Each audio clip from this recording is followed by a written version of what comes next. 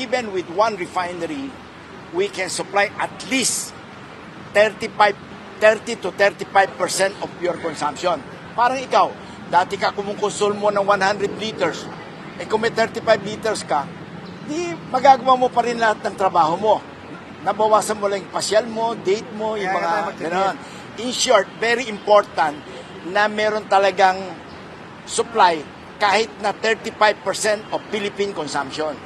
At yung Petron Refinery will keep running dahil mas malaki ang chance para makabili ng crude oil kesa finished product.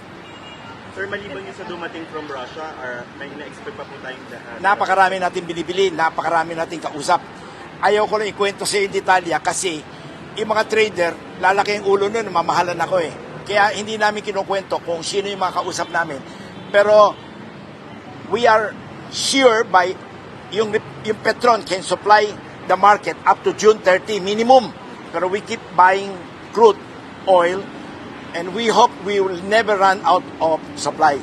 Kasi very important public service po ito. Kasi pag nag-run out yung Petron, patay na. Di ba? And I'm assuring public na we will never run out of supply. Kaya huwag ko kayo magpanik.